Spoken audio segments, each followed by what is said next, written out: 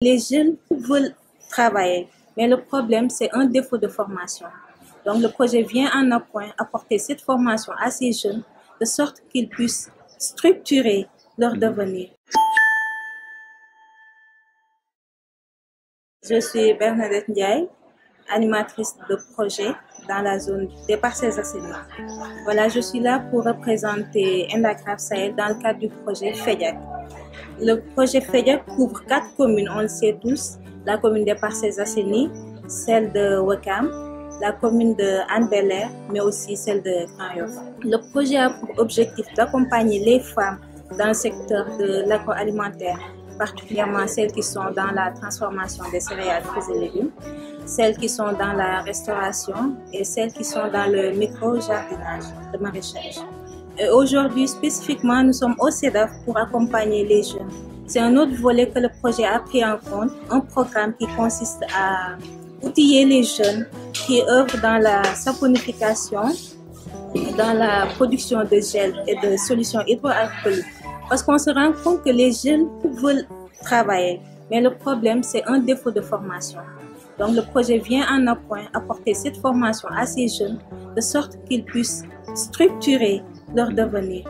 À la sortie de cette formation, nous espérons qu'ils seront organisés en plateforme ou en groupement pour pouvoir perpétrer ce qu'ils ont appris au cours de cette formation. Je m'appelle Madame Diaw Matignaye, je suis formatrice en saponification. On a eu un programme avec les jeunes filles des Parcelles Assainies en partenariat avec ENDA. Nous avons fait 5 jours. Aujourd'hui, nous sommes dans la 4e journée. On est en train de former les jeunes filles sur la saponification et les gels hydroalcooliques.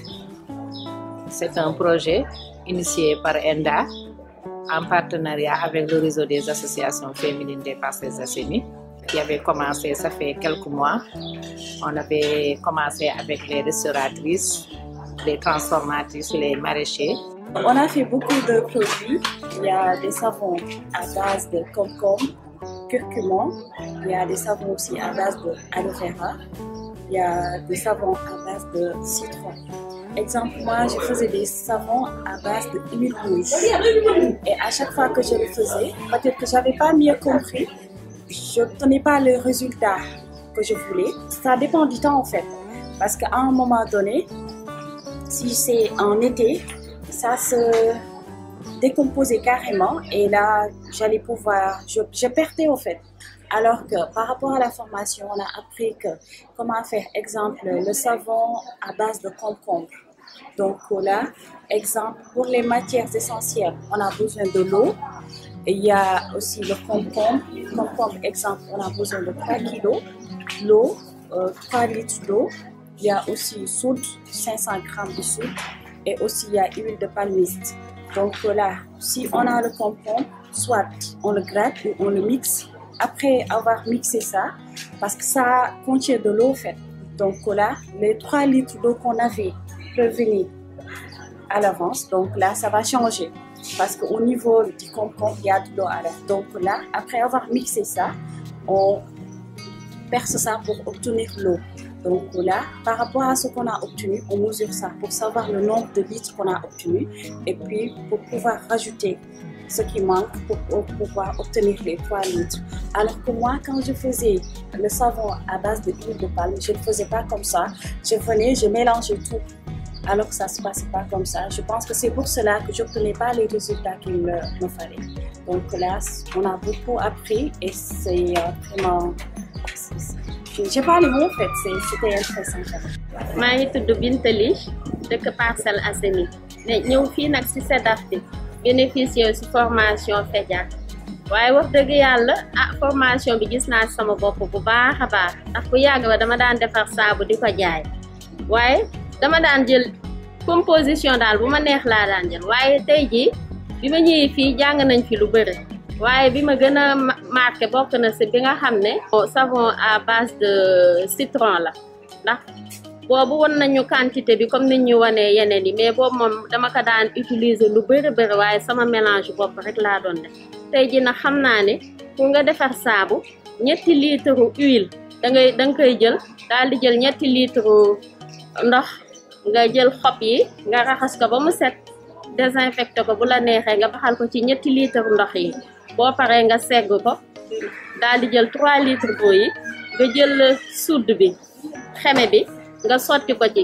yëngal ko ba mu homogène nga daal di day tàng siwo bi day tàng nga daal di koy teg ba nga xamante ni si dem na ba mu sedd huile yi aussi da nga koy seeyal 3 litres d'huile yi boo paree moom tam da nga koy laisser reposer da nga koy teg ba mu dal ba ñoom ñaar ñëpp ñu sedd ba yem même degré nga daal jël commencé nag def sa saponification foofu moom aussi point bu yéeme la ñu fa jàngal parce que foofu dañoo xamal ni huile yi ci boppam ay buur lañu côté boobu ñoom dañuy toog fi ñu toog mais solution de soude bi moo koy fekk si su ko defee nag ngay sotti par tuuti di malaxé di sotti di malaxé ba sa saabu commencé am trace nga daal di koy conditionné si sa ay pot wala si sa bac boo paree conditionnement bi après danga koy bàyyi juróom-ñetti fan ba fukki fan cure bi di continuer ba mu am fukki fan ak benn foofu mën nga commencé di ko sangoo foofu aussi xamal nañ ñu ni que sa saabu boo ko defaree ba pare doo jékki-jékki rek sangoo ko day yàq sa peau il faut nga bàyyi cure bi ba mu mot 10 jours ba ci 11e jour nga daal di commencé di ko sangoo kon yooyu yëpp ñu fi jàng tey jii jàppale nañu ndaxte tey bu ma demee si gox bi ma dëkk dinaa ko mën a partager ak mbooloo bi nga xam ne ñoom laa fa nekkal ba ñu xam ne ñun niñ doon defaree saabu dañoo juum waaye tey jii ak nii ñu ko jàngalee bii moo gën a baax te aussi amul perte bëri na bénéfice. C'est Yacine Dieng, présidente de GIE.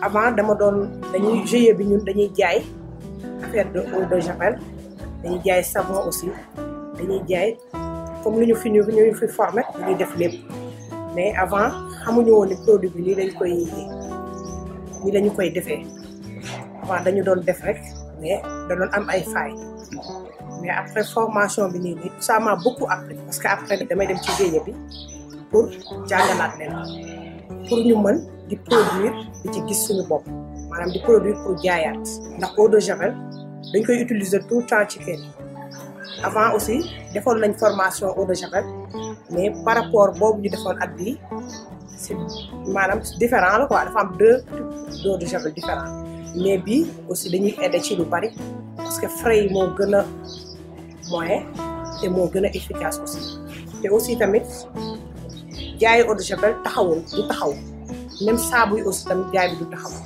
pour vous dire daal formation bi maanaam ñun dañ ci kontaan de trop parce que li ñu ci bëgg yëpp li ñu ci doon xaar yëpp gis nañ ko ci te au début ñu daan defaree saabu at léegi nekkatul benn pour produire 25 litres d'eau de javel il nous faut 30 litres d'eau 750 grammes de sel 30 grammes de bicarbonate et 500 grammes de grains de javel. Pour cette procédure, on va avoir 25 bouteilles de 1 litre d'eau de javel.